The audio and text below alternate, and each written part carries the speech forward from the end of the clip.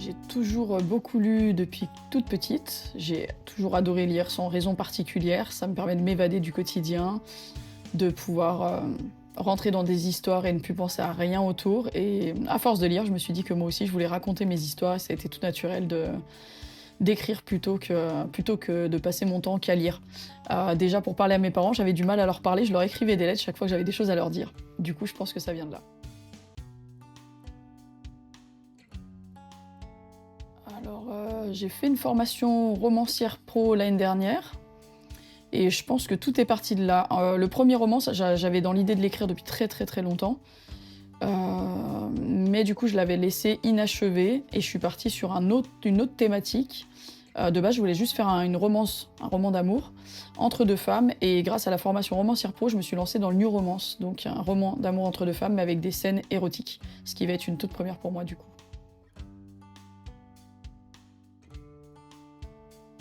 Je lis depuis très très longtemps beaucoup Musso et Lévy. C'est les deux auteurs que j'adore. Rien à voir avec le premier roman New Romance que je viens d'écrire, mais c'est les deux qui m'ont beaucoup inspirée pour commencer à vouloir écrire de plus en plus d'histoires.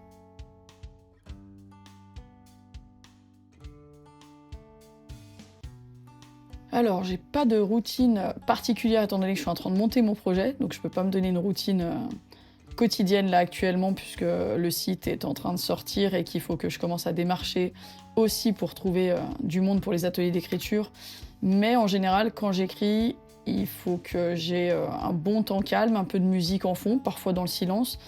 Et puis surtout, moi j'écris avant de taper à l'ordinateur. Il faut que ça passe par l'écrit d'abord au brouillon et après je retape sur l'ordi.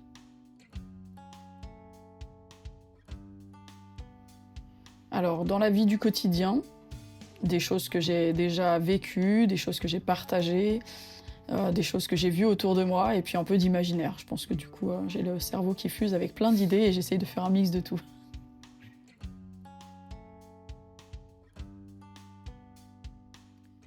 Alors j'aime bien être dans mon salon, au calme, ou avec un petit fond sonore, ça dépend de l'humeur du jour.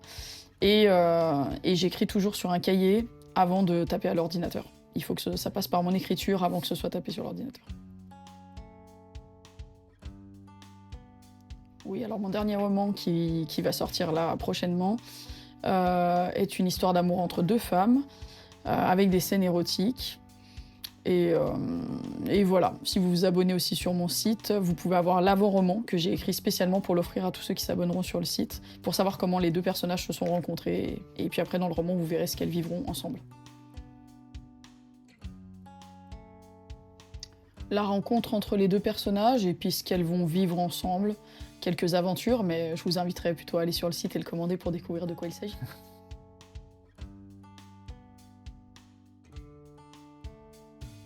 Il y a une des personnages qui ressemble un peu à ma personnalité, donc c'était assez facile de rentrer dans la chose. Et comme c'est une histoire d'amour entre deux femmes et que j'aime aussi les femmes, c'était très facile d'imaginer la personnage en face qui aurait pu me plaire et qui pourrait plaire à ma personnage principal pour le coup.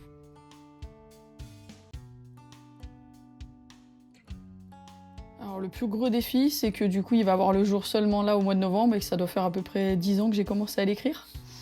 Mais avec une famille qui croyait pas forcément en moi, j'ai lâché l'affaire en reprenant des jobs alimentaires et je pense que là il est vraiment temps qu'il voit le jour, donc j'espère que ça plaira à mes futurs lecteurs.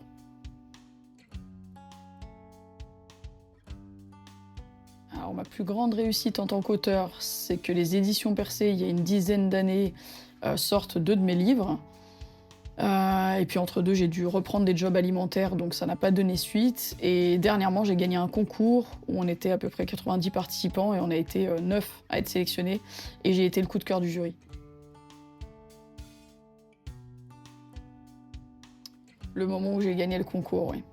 C'était vraiment le pied de nez à tous ceux qui croyaient pas en moi, de savoir que j'ai été sélectionnée avec 8 autres collègues parmi à peu près 90 participants, alors que c'était seulement le 7e concours auquel je participais, et qu'il y en a qui font des concours pendant des années sans jamais être sélectionnés une seule fois. Et ben, je suis très très fière, et là ça fait un pied de nez à tous ceux qui croyaient pas en moi. Surtout ne jamais lâcher l'affaire, ne jamais se laisser rabaisser par qui que ce soit. On plaira pas forcément à tout le monde, mais on plaira forcément à quelqu'un. Et si on croit en soi, on peut aller au bout. Alors l'année dernière, lorsque j'ai participé à un concours d'écriture sur une romance de Noël, je n'ai pas percuté tout de suite que j'avais gagné le concours. Et du coup, j'ai été ajoutée à un groupe WhatsApp. Et il y avait plein de messages et je comprenais pas qu'est-ce que je faisais là. Et la dame, elle me dit, mais Laetitia, t'as pas reçu nos mails? Et je dis, bah non, ça a dû passer dans les spams, qu'est-ce qui se passe? Et en fait, bah, elle m'avait intégrée au groupe WhatsApp parce que je faisais partie des 9 qui avaient gagné le concours. Et après, elle m'a dit en privé que j'avais été le coup de cœur du jury, et ça, c'est le plus beau cadeau qu'un lecteur puisse me faire, c'est que je sois son coup de cœur. Je pense qu'avec mes histoires, les lecteurs peuvent s'évader comme j'ai pu m'évader à travers tous les livres que j'ai lus depuis toute petite. Et je pense aussi que l'écriture, la lecture peuvent rendre la vie plus douce et plus agréable. J'ai eu des moments dans ma vie où j'étais moins bien, comme tout le monde, ça arrive, on connaît tous des épreuves. Et lire des livres me sauvait de ces moments-là. Et je pense que du coup, j'ai envie que mes histoires puissent sauver des gens aussi au moment où ils iront peut-être un peu moins bien. Ou leur égayer la vie même quand ils vont déjà bien.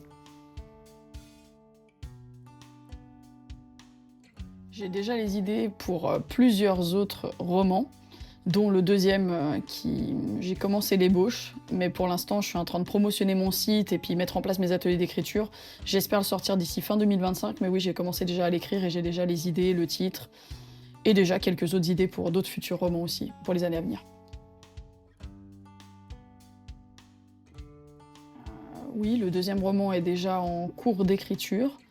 Je manque malheureusement de temps. Il me faudrait des journées et des nuits entières pour pouvoir tout faire en même temps que le projet. Ce sera aussi une romance, mais je n'en dis pas plus pour l'instant. Je pense qu'il y aura des nouvelles choses et puis par la suite d'autres livres qui changeront totalement. On me connaît beaucoup dans la romance, dans les nouvelles ou les romances de Noël. J'ai aussi envie d'écrire des livres de développement personnel et puis un livre qui retracera l'histoire de ma maman qui est décédée l'année dernière. J'aimerais bien écrire un livre sur le parcours de ma mère, qui a été très malade toute sa vie, et pouvoir faire un recueil qui parlerait de sa vie et de toute sa souffrance qu'elle a traversée. Et par la suite, j'ai dans le projet aussi de faire un roman autobiographique.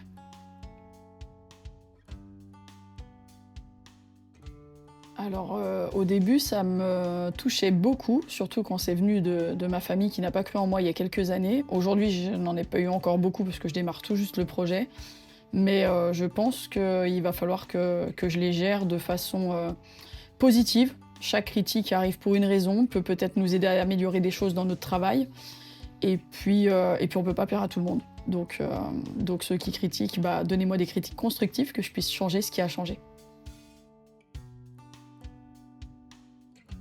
Alors, je n'ai pas de livre préféré, il y en aurait trop à citer, mais je lis beaucoup Musso et Lévy. J'adore comment ils mènent leurs intrigues, leurs personnages, leur façon d'écrire. J'ai pas d'exemple particulier, j'aime vraiment tous leurs livres. Et Gilles Le Gardinier, que j'ai découvert il y a quelques années, qui écrit très très bien aussi et qui fait ça de façon très comique, donc il me fait beaucoup rire. Eh bien, si je pouvais passer une journée avec un personnage de mon livre, ce serait la meilleure amie de la personnage principale. Puisque la personnage principale a beaucoup de traits de caractère qui me ressemblent.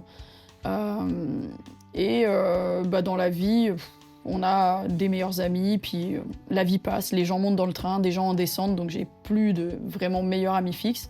Et si je pouvais, je prendrais bien cette meilleure amie que j'ai inventée et qui me plairait beaucoup. Eh bien, j'ai pris beaucoup de plaisir à tout mettre en place sur mon site et à écrire ce premier roman ainsi que toutes mes nouvelles. Donc j'espère que vous passerez y faire un tour et surtout si vous passez y faire un tour, n'hésitez pas à me laisser un petit message pour me dire ce que vous avez pensé de vos lectures.